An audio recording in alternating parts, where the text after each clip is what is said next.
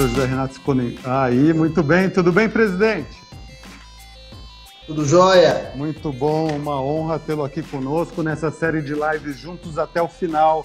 Gostaria de proferir umas breves palavras e aí já soltamos a bola para você nessa troca de experiências relevantíssima para as duas profissões, né?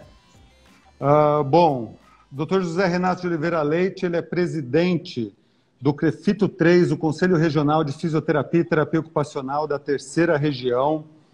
Nós temos aí mais de 80 mil profissionais jurisdicionados, aos quais nós prioritariamente fiscalizamos para garantir que esses profissionais tenham o melhor ambiente de trabalho, o ambiente favorável ao manejo, respeito às boas práticas, que os bons profissionais possam se valorizar nesse sentido.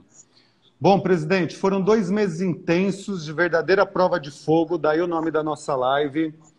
Em termos de gestão, eu não tenho nem como expressar aqui o tamanho do aprendizado durante esses 2 meses. Te vejo como um grande estrategista na condução dos trabalhos aqui no CREFITO 3 e no que a gente vem provendo aí as duas categorias profissionais. Ainda não acabou, talvez estejamos aí entrando no pico, temos a questão da subnotificação no nosso estado e no país como um todo, que atrapalha bastante mensurarmos aí qual é esse pico da pandemia Covid-19. Especialistas apontam que ainda talvez tenhamos aí o mês de maio bem complicado. Nossos 80 mil profissionais são protagonistas na atenção à população, quer seja de pessoas infectadas, Covid-19, quer seja de pessoas saudáveis, quer seja de pessoas que estão passando pela atenção nesse momento, né? Quer numa UTI, numa enfermaria, ou aqueles recuperados que agora estão em reabilitação. Então, somos protagonistas, tanto fisioterapeutas quanto terapeutas ocupacionais, na abordagem, na atenção a esse enfrentamento.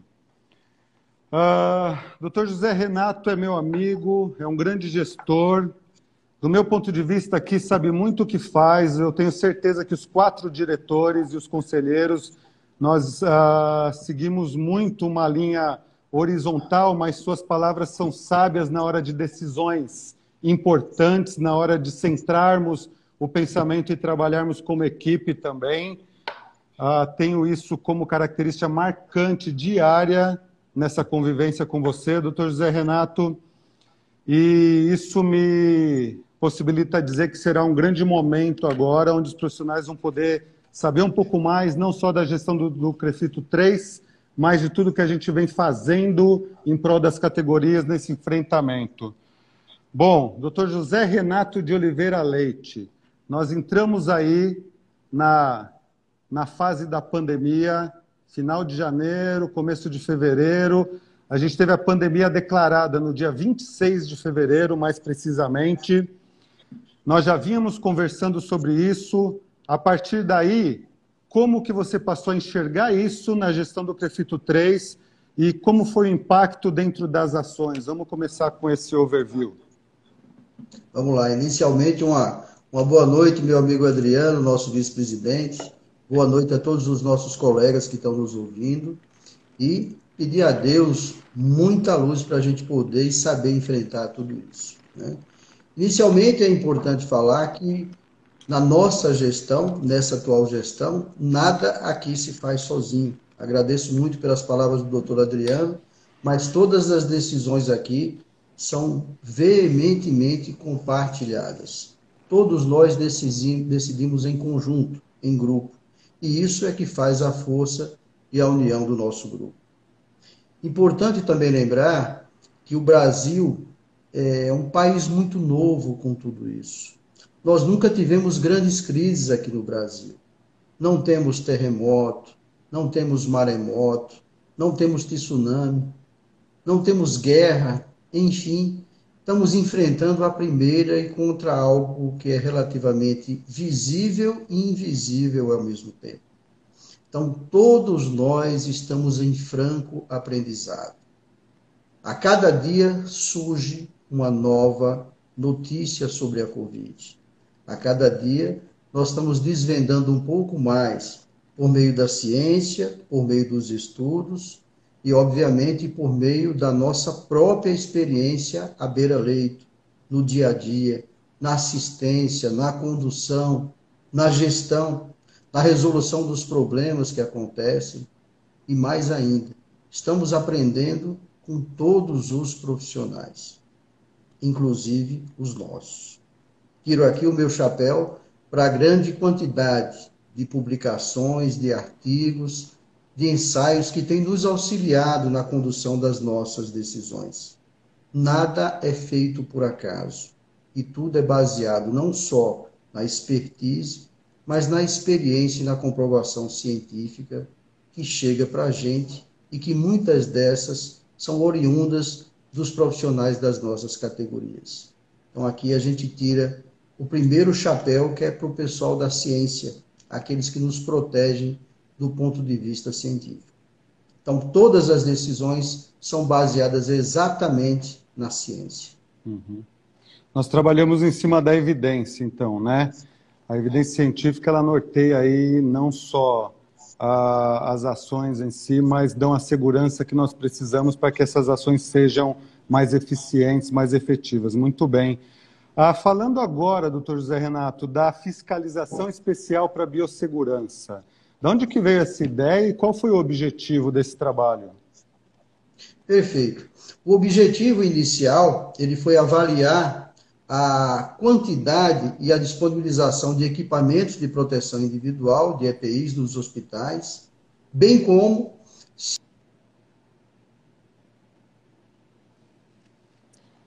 Travou, perdeu o som, doutor José Renato perdeu o som, eu acho que vou precisar subir de novo. Vamos lá, vamos tentar. Acho que voltou. Voltou. Presidente, perdemos um minutinho da sua fala. Vou pedir para você retomar do início esse ponto, por favor. Claro, claro. Então, o objetivo foi avaliar a disponibilidade de equipamentos de proteção individual, os EPIs, e a capacitação dos profissionais, né, os equipamentos pelos hospitais, se estavam disponíveis para os nossos profissionais, se os nossos profissionais tiveram efetivamente um treinamento específico para isso, com vistas à proteção ao contágio com relação ao coronavírus. Então, essa foi a nossa grande preocupação. Nós estamos preparados para isso? Os hospitais estão preparados para isso? Existe uma biossegurança adequada? Nossos profissionais estão efetivamente treinados para se protegerem e para adotarem condutas com relação ao manejo dos pacientes? Essa foi a nossa principal preocupação. Afinal de contas, são vidas, e vidas não têm preço, tanto dos nossos profissionais, quanto da equipe multiprofissional, obviamente, mas, sobretudo, da sociedade e dos nossos pacientes. Então, veio a ideia de fazer uma grande estratégia de guerra. É exatamente uma guerra, né? E, para isso, inicialmente, nós contaríamos com todo o efetivo da nossa fiscalização. Nós temos aproximadamente 30 fiscais concursados e contratados no CREFITO 3. No entanto, nos deparamos com dois problemas iniciais. O primeiro, parte desse efetivo fazia parte do grupo de risco para a pandemia da Covid. Eles tinham alguma característica, eles tinham alguma doença ou tinha pelo menos um comportamento que poderia levar ao risco. Segundo problema, apesar de serem fisioterapeutas e ou terapeutas ocupacionais na sua origem, muitos não tinham expertise na área respiratória, na área cardiorrespiratória e na terapia intensiva. Essa expertise é fundamental, porque o objetivo da fiscalização não era só a segurança, mas sim a orientação sobre manejos, condutas e práticas. Então, possivelmente, esses nossos fiscais não iriam atender esse item. E aí, como dá conta de 645 cidades no estado de São Paulo? esse foi o terceiro problema, né? Não é que aumentaram o número de hospitais, mas aumentaram o número de assistências. Hospitais de campanha foram criados, as UTIs foram estendidas, abertas uma segunda, uma terceira, uma quarta UTI dentro de um próprio hospital. Tanto é que hoje temos mais de 13 mil profissionais na linha de frente. Não é brincadeira uma operação dessa, né? Além da variável tempo também, né, presidente? E o tempo urge, a coisa está passando, não dá para se fazer grandes planejamentos em tempos dilatados, temos que correr. Adveio então a necessidade e a ideia de nós aumentarmos o nosso efetivo de fiscalização. Então fizemos algumas reuniões em tempo o mais rápido possível e resolvemos abrir um chamamento público para voluntariamente profissionais com expertise na área, com algumas características específicas, se apresentarem nessa tarefa de fiscalização. Mas aí precisava de um grupo que coordenasse isso. Quem vai coordenar toda essa operação de guerra? Veio-se também uma terceira ou uma quarta ideia, a necessidade de convocar profissionais, que nós demos o nome de coordenadores especiais da fiscalização, profissionais com expertise, profissionais com reconhecimento público nas áreas da fisioterapia respiratória, cardiorrespiratória e terapia intensiva, e mais ainda, profissionais que de fato dominassem o tema. Recrutamos, portanto, 7 coordenadores que fizeram parte da equipe especial de biossegurança do CREFITO 3. Uhum. Nós vamos falar sobre eles. Quais foram os critérios, presidente? Os critérios para os coordenadores especiais, sim. Seriam, obviamente, o primeiro, a grande expertise. São professores, são profissionais reconhecidos cientificamente, quer seja pelo mérito, quer seja pela competência. São profissionais que já atuavam pelo menos há 5 anos na área em questão, profissionais ligados às academias, ligados à nossa associação que nos representa nessa área, a Sobrafi, que está nos dando um apoio muito importante, principalmente não só cedendo profissionais, mas nos municiando de conhecimento, e, obviamente, profissionais que tivessem um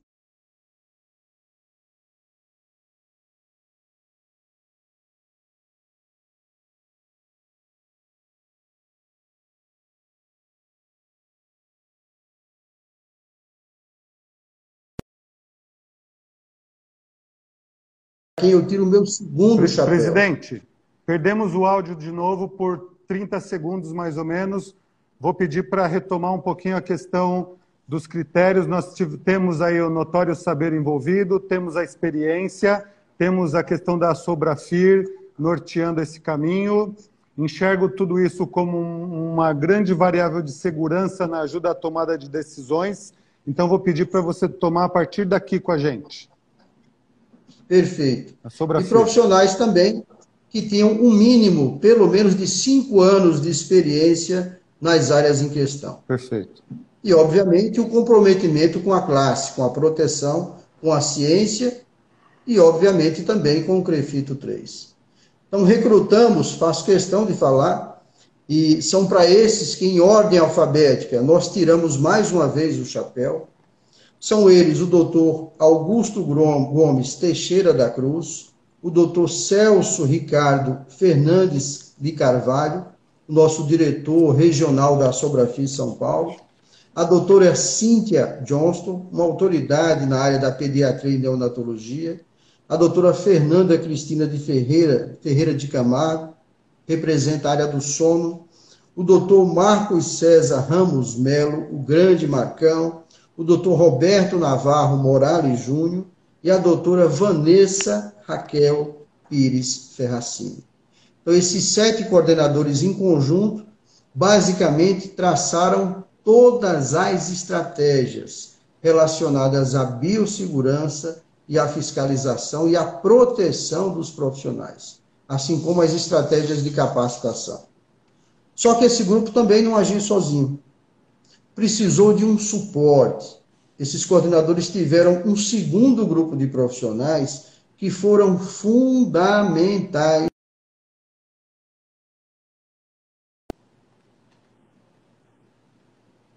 De imediato se apresentaram ao Prefeito 3. Fizeram todo o trabalho de apoio, é o segundo grupo. Quer citá-los como homenagem até? Exatamente, né? Esse pessoal que fez a gestão organizacional. Nós fomos apenas meros espectadores, né? Meros espectadores. E entre esses profissionais, destacam-se o Dr. Ricardo Mitsugondo, o nosso grande japonês, que construiu todas as planilhas, tabulou todos os dados, todos os números. Isso facilitou muito a nossa análise. A doutora Priscila Gonzaga Atuati, responsável pela dispensação de EPIs, o doutor Tiago Fernandes Pinto, a doutora Thalissa Maniais, a doutora Alessandra Cristina Santos, a doutora Amanda da Silva Reis, a doutora Patrícia Franção, o doutor Luiz Carlos Teodoro de Carvalho e, por fim, a doutora Marieta Cunha. Então, todo esse pessoal em conjunto deu um suporte muito grande a essa grande operação de biossegurança. Que também não foi feita única e exclusivamente pelo Prefeito 3. Tivemos o apoio maciço e oficial do Ministério Público do Trabalho. Isso é fundamental. Era a minha pergunta agora. A organização da ação ela foi toda feita com transparência ao Ministério Público do Trabalho? Toda feita com vistas à ação do Ministério Público do Trabalho, e todos os nossos atos estão sendo monitorados e estão sendo comunicados aos órgãos competentes, além do Ministério Público do Trabalho, ao Tribunal de Contas da União e ao Ministério Público Federal. Uhum. Perfeito, presidente. Eu gostaria de apontar ainda os dois coordenadores aqui da nossa fiscalização, Dr. Marcelo Rodrigues e doutora Shirley, e também que atuam diretamente com o nosso diretor, Dr. Luiz Moderno. Então, um abraço para os dois aqui e o registro. Presidente, reitero todas as palavras e foi uma honra conviver com durante esses 2 meses com essas pessoas fantásticas. Tivemos ainda a participação da doutora Dimaima Vitória também, gostaria de registrar aqui, grande colaboradora. E aí, nós seguimos então para um momento da nossa live que eu acho muito interessante, que são os resultados. Então, nós tivemos aí o começo do enfrentamento, a evolução desse enfrentamento e o manejo de toda a questão da biossegurança. E aí, o que nós tivemos como resultado agora, que vai dar alguma sustentação, porque a gente tem demandas diárias aparecendo, fica difícil planejar, como você mesmo disse, às vezes até um dia depois, porque as coisas emergem muito na hora, né? No minuto. Então, o que nós temos agora de impacto inicial dessa ação, que garante aí que nós sigamos ao longo da pandemia mais organizados em termos de gestão de crise? Perfeito. Deixa eu elucidar mais algumas dúvidas. Primeiro, essa operação ela foi composta de 3 fases. A primeira, a fase da fiscalização. A segunda, a fase da capacitação dos profissionais. E, por fim, a terceira fase da dispensação de EPIs, de equipamentos de proteção individual. Então, para se fazer a fiscalização em todos os hospitais do estado de São Paulo, não é nada fácil.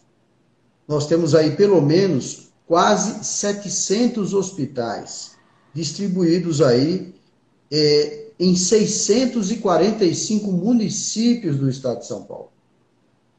Então, você imagina a quantidade de gente para isso. Então, para fazer o trabalho in loco, precisamos recrutar um terceiro grupo.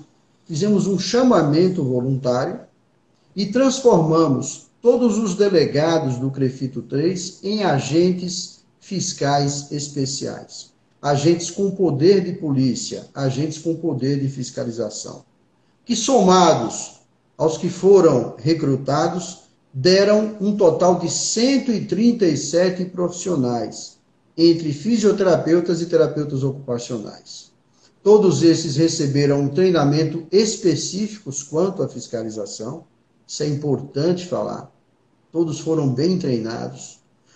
Os coordenadores construíram uma ficha específica para avaliação, contando itens relativos à biossegurança de profissional, a dispensação de EPIs e os EPIs exigidos pela legislação no combate ou no enfrentamento à Covid-19.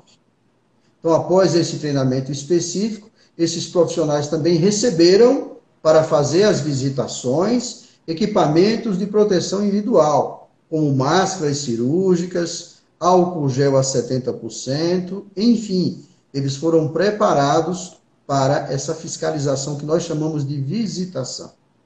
Obviamente, o cunho dessa visitação é um cunho educativo, visando a capacitação dos profissionais que estão em loco, que estão na linha de frente, bem como se eles estão tendo a devida segurança por parte dos seus contratantes, por parte dos seus gestores, por parte do hospital.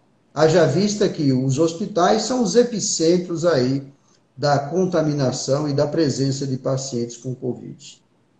Então, de uma forma muito resumida, foram fiscalizados todos os hospitais do estado de São Paulo. Importante frisar que isso nunca foi feito num espaço tão curto de tempo. Em basicamente 3 semanas, fiscalizamos os quase 700 hospitais no estado de São Paulo. Todos receberam a devida visitação. E, resumidamente, eles foram reagrupados em 3 grupos. O grupo que nós chamamos de Grupo Verde, aquele hospital que continha todos os EPIs exigidos por lei, bem como os seus profissionais tiveram o devido treinamento específico, com a realização, com a efetivação dos equipamentos de biossegurança, como utilizá-los, bem como o treinamento da sua proteção. Um grupo amarelo, um grupo intermediário, no qual os hospitais, em geral, tinham todos os EPIs, mas profissionais não tiveram treinamento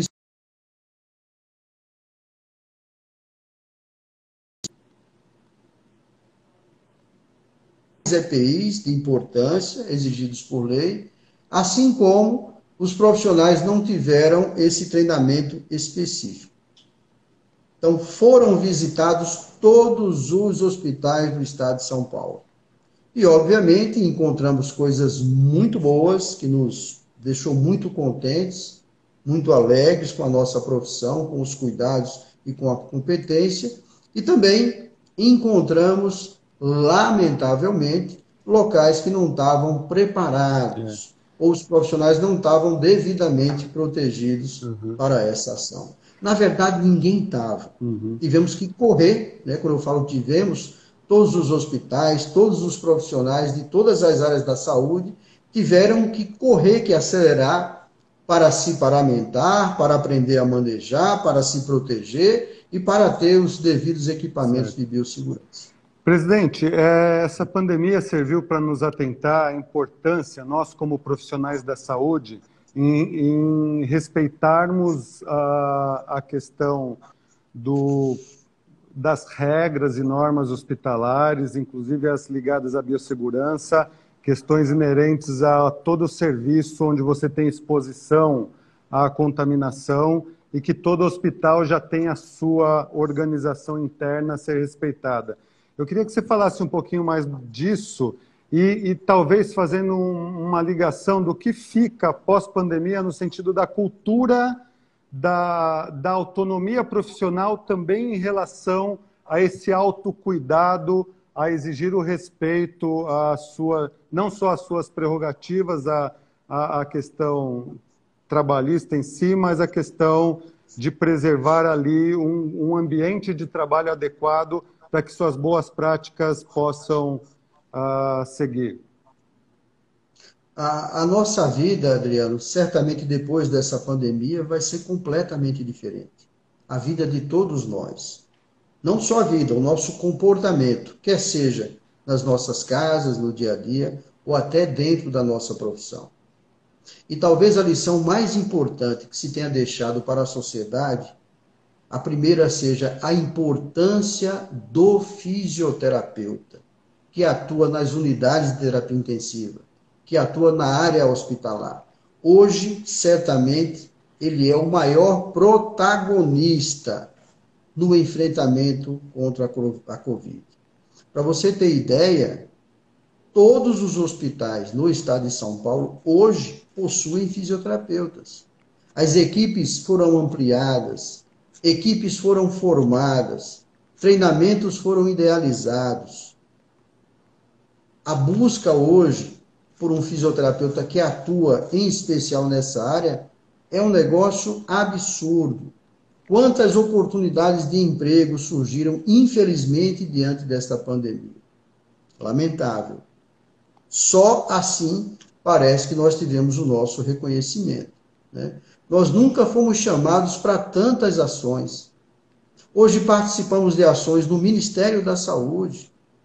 Hoje fazemos parte de um gabinete de crise na Secretaria Municipal de Saúde. O CREFITO 3 convidado para trabalhar na organização de ações para a nossa sociedade, para a nossa população. Hoje estamos sentados praticamente em quase todos os cantos. O fisioterapeuta, também o terapeuta ocupacional, mas em especial pela sua atuação ser maior nesse caso, o fisioterapeuta, né, nunca apareceu tanto em televisão, por exemplo. Obviamente que nós temos ainda que crescer, obviamente que nós temos muita coisa para mostrar, né? Infelizmente, o Brasil, ou no Brasil, se utiliza muitas vezes o modelo americano, ou modelo europeu. E não existem, em alguns países, fisioterapeutas respiratórios. Então, quando se conta uma história de um outro país, de um outro lugar, observe-se que muitas das vezes são falados sobre médicos e enfermeiros. Porque nesses países, o fisioterapeuta não atua na área respiratória. Existem em alguns países o que se chama de terapeuta respiratório, que é um profissional de nível técnico que faz alguns manejos, mas completamente diferente daquilo que nós fazemos. O fisioterapeuta brasileiro é o profissional mais completo do mundo da nossa área. Uhum. E a nossa formação na área respiratória, na área da terapia intensiva, é algo para lá de inimaginável. Nenhuma máquina funciona sozinha. Nenhum tratamento, nenhum planejamento de tratamento, de manejo, ele hoje pode ser realizado sem a nossa presença, sem a nossa atuação, sem a nossa expertise. Nós idealizamos condutas, traçamos estratégias, facilitamos o trabalho da equipe multiprofissional, dos gestores. Então, os gestores, por exemplo, estão vendo hoje a necessidade de se manter um profissional fisioterapeuta 24 horas dentro de uma unidade de terapia intensiva. Que, infelizmente, é a lei que nós estamos lutando para mudar, e se Deus quiser, ainda nesse período de pandemia, vamos conseguir. Entramos com um pedido de urgência para que volte o projeto de lei que dá conta do fisioterapeuta 24 horas nas UTIs adultas e pediátrica e neonatal. Lembrando que na neonatologia, na pediatria, nós já estamos por 24 horas. O adulto não, a jornada de 18 horas. Basicamente, deu muita notoriedade às nossas profissões. Presidente. O que nós verificamos também... Só uma inserçãozinha, rapidinho. Claro. Eu acho muito apropriado e tenho muito orgulho de nós vermos o presidente do nosso conselho de forma tão clara e objetiva, pontuando aí o protagonismo da fisioterapia. Concordo em todas as palavras.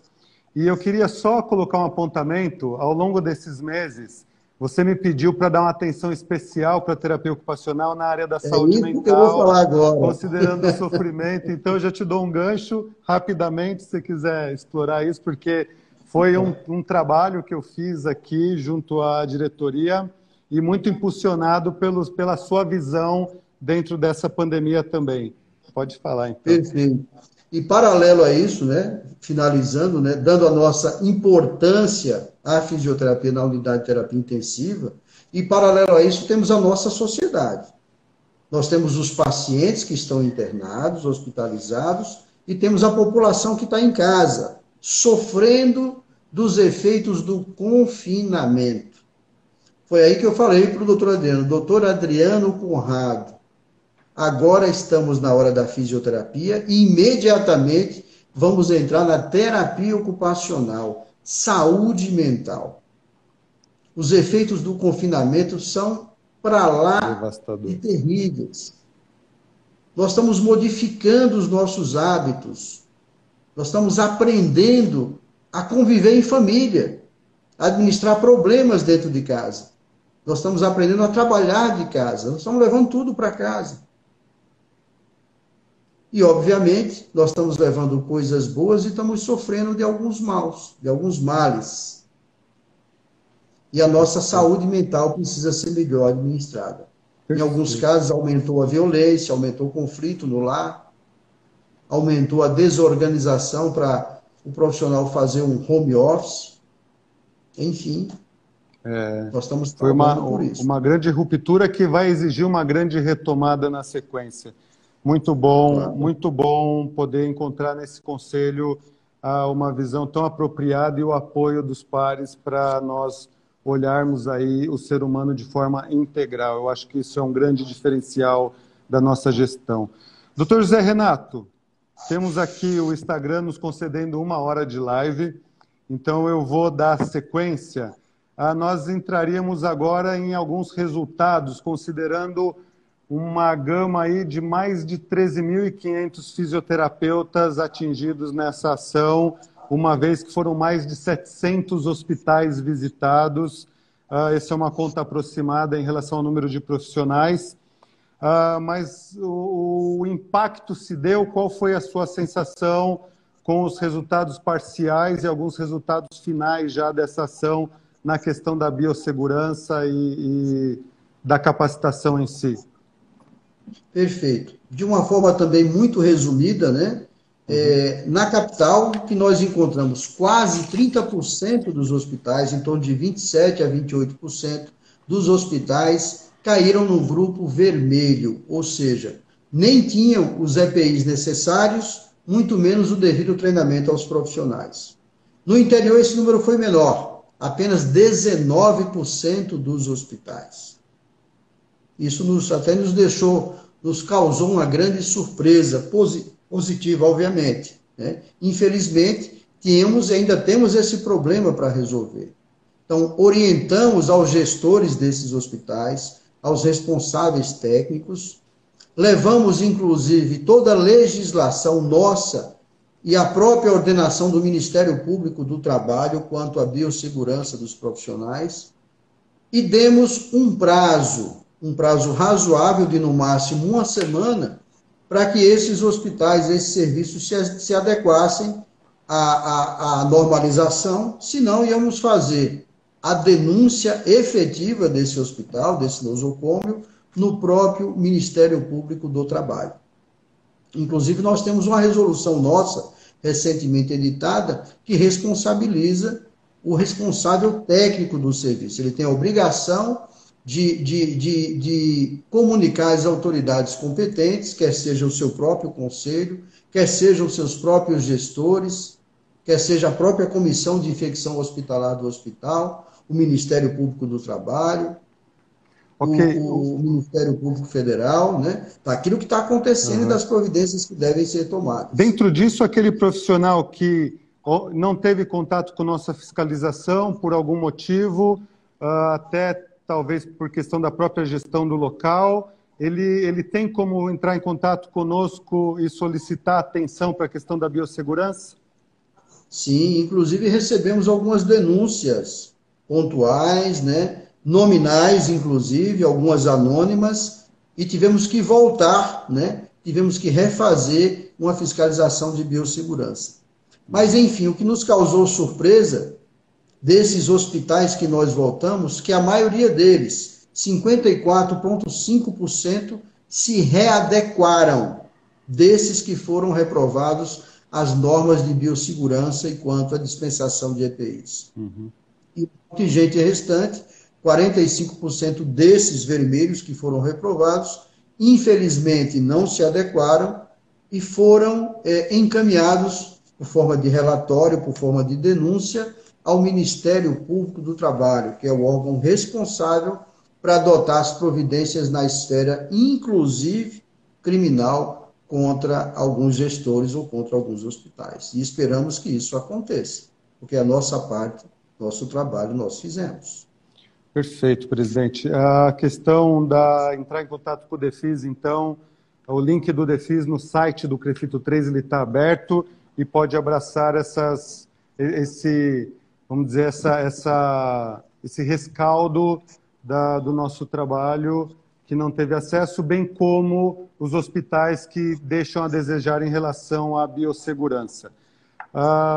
Daremos encaminhamento certo, né?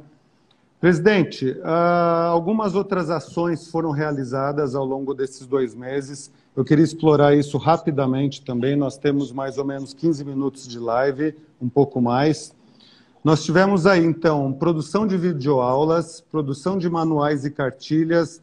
Eu queria que você falasse um pouco mais disso, e sendo que, mais uma vez, tudo está disponibilizado no site do CREFITO 3.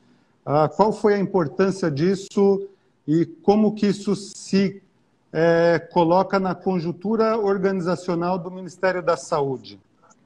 Claro. Primeiro, a produção de cartilhas. Produzimos inicialmente 2 cartilhas feitas pelos nossos coordenadores e apoiadores com expertise na área. Uma cartilha voltada para a biossegurança do profissional e outra voltada para a assistência, para o manejo do paciente, né? E em conversa com os coordenadores, a gente procurou fazer um material que fosse de rápida e fácil leitura.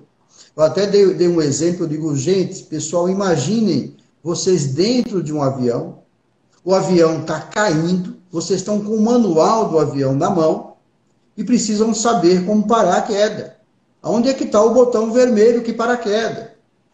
A gente não quer, obviamente, traçar toda a engenharia. Então, o nosso objetivo não é formar profissionais com expertise, não é titular ninguém, mas sim fornecer uma capacitação devida para que o profissional tenha pelo menos um instrumento que ajude ele na hora da adoção de decisões, na hora do manejo e, sobretudo, na hora da sua proteção. Então, criamos esses instrumentos e disponibilizamos, inclusive, vários profissionais de outros estados, outros regionais, outros conselhos e outras entidades solicitaram se nós poderíamos compartilhar com eles esses materiais por escrito, né? E, obviamente, fizemos. Hoje eu recebi uma solicitação do Panamá para compartilhar as nossas cartilhas e os nossos manuais com os fisioterapeutas do Panamá. Então, a coisa está indo bem longe. Muito bem bom. Longe. Pensando nessa questão do trânsito de informações e de ações também, inclusive aproveitando esse exemplo que você deu, que ele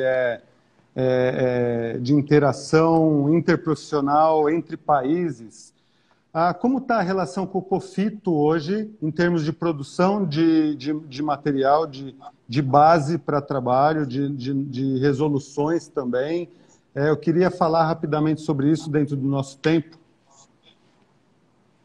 Perfeito. Participamos hoje ativamente, né, da organização que eu falo para os profissionais do COFITO. Inclusive, uma das nossas últimas ações foi a construção da resolução que regula a telesaúde, ou telemonitoramento, ou teleatendimento. Ela foi confeccionada por profissionais aqui dentro do CREFITO 3, né? Obviamente com a anuência e com a colaboração também do COFITO.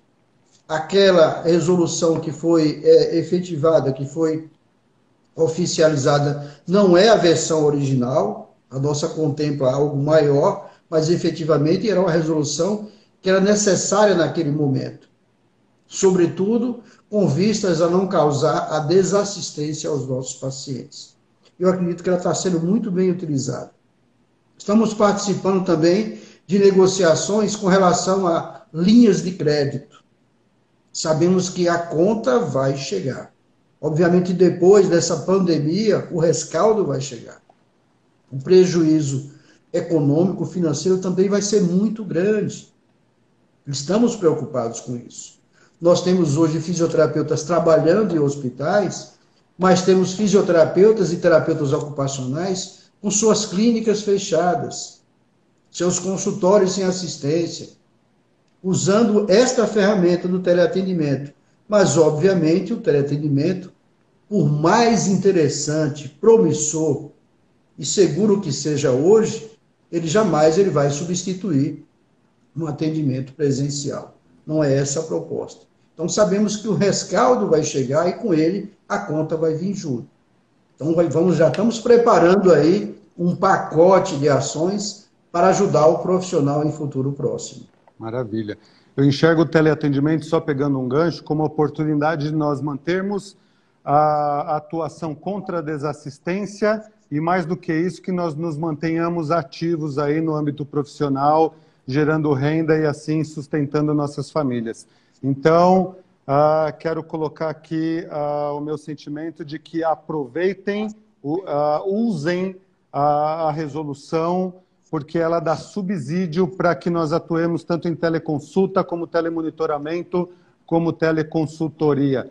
As lives anteriores aí feitas e disponíveis no site do CREFITO 3 exploram mais essas ações e essa metodologia de ação que hoje ela é reconhecida pelo COFITO.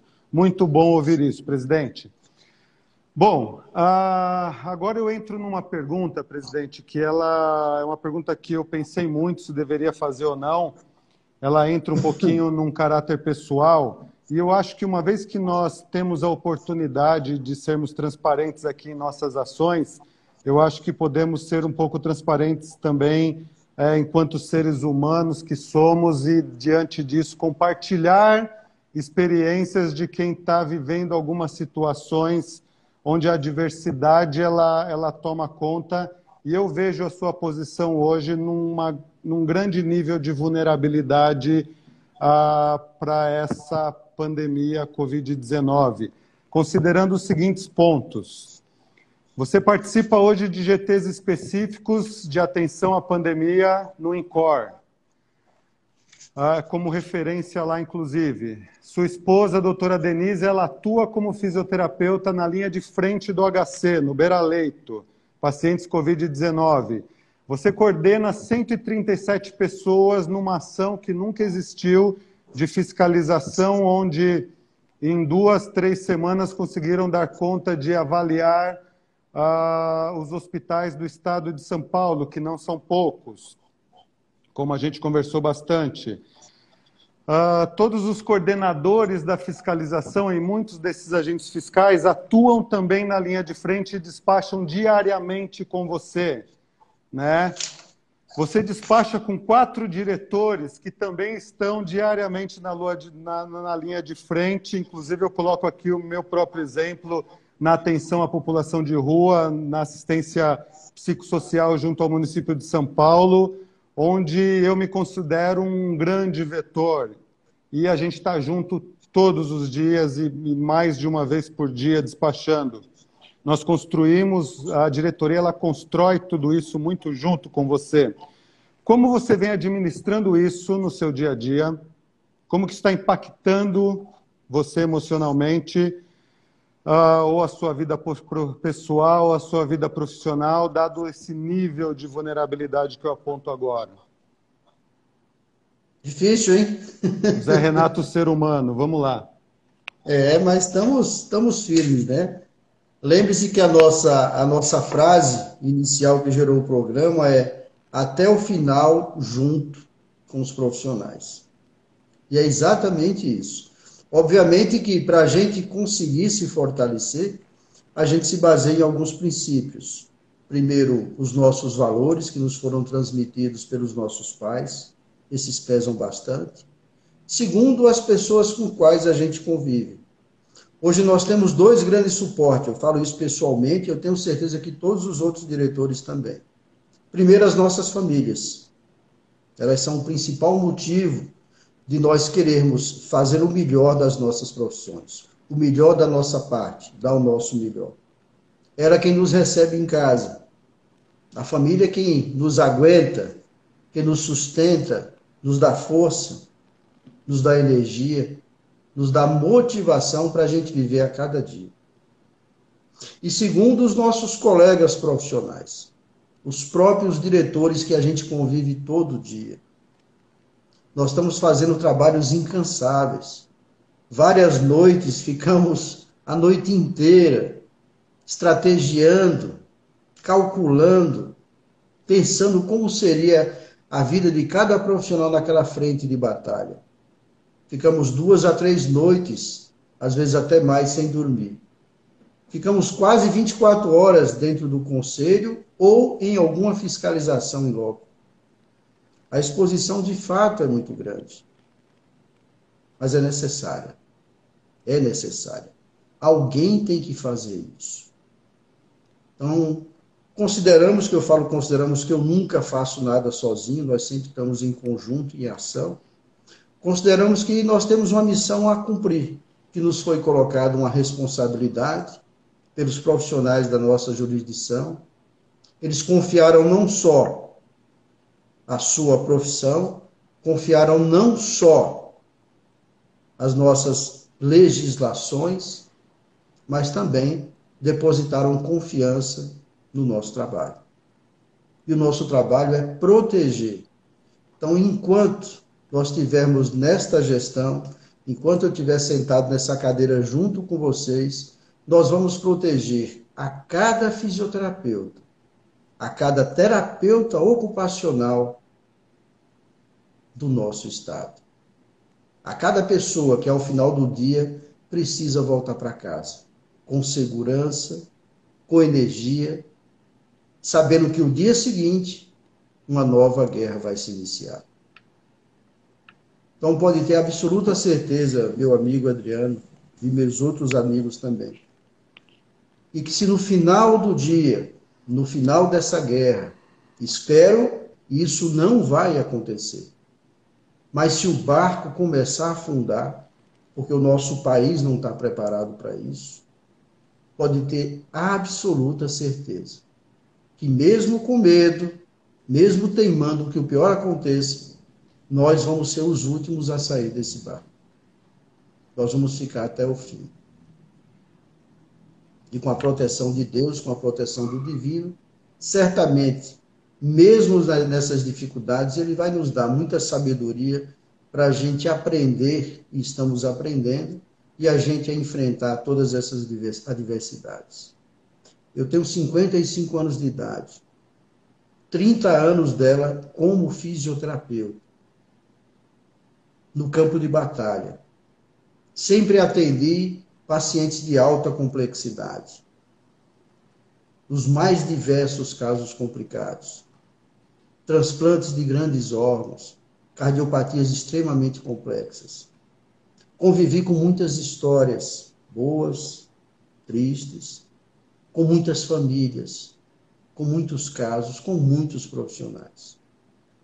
Tive o prazer de conviver com pessoas que fazem a ciência, a medicina, a enfermagem, a fisioterapia, a farmácia, entre todas as profissões do nosso país. E com isso eu tive a oportunidade de aprender. E aprender uma frase muito importante, que diz: nada resiste ao trabalho. Absolutamente nada. O grande e saudoso professor Zerbini nos ensinou isso. Então vamos até o fim. Vamos arregaçar as mangas, vamos trabalhar, vamos nos unir e vamos fazer tudo em conjunto. Depois da tempestade, vai vir a calmaria. Se Deus quiser. Se Deus quiser. Tenho certeza que você fala em nome de toda a diretoria, e aqui representado em suas palavras, eu acho que de grande impacto, me reconheço em cada uma e é uma honra dirigir essa live. Tenho certeza também que nós olharemos essa live num futuro próximo e teremos muito orgulho desse trabalho e dessa atuação conjunta com os mais de 80 mil profissionais aqui do nosso estado. E quero deixar um sentimento também de harmonia e de força e de luta e de garra para os outros 17 regionais do nosso sistema e que também sigam aí as colocações do nosso presidente, porque eu acho que foram muito especiais nesse momento aqui de sofrimento e de perseverança, mais do que tudo. Presidente, ficamos por aqui. Quero fechar, então, com as suas palavras. Eu acho que não tem nada mais a declarar. E foi muito produtivo e muito proveitoso. Eu acho que fecha essa primeira fase do nosso trabalho com chave de ouro, essa nossa live. Eu acho que ela é uma live histórica, ela mostra o olhar e o sentimento do maior regional do sistema COFITO-CREFITOS, e espero que todos tenham se encontrado nela. As mais de 60 pessoas que acompanharam, as mais de 2.000 pessoas que acessaram em algum momento, isso eu espero que se multiplique N vezes para que seja vitamina, para que seja energia ao nosso protagonismo. Obrigado, presidente. Eu que agradeço e gostaria de agradecer mais uma vez a todos os profissionais que estão aí na frente de batalha, dando o seu melhor e que nunca abandonam os seus pacientes. É um orgulho fazer parte dessa profissão. E é para eles que eu tiro mais uma vez o meu chapéu. Obrigado, pessoal. Agradeço a todos os fisioterapeutas e fisioterapeutas ocupacionais do estado de São Paulo, que é a nossa jurisdição, e do país também. Um grande abraço para todos. Muito obrigado. Obrigado, presidente. Até a próxima, então. Abraço. Se Deus quiser. Um abraço.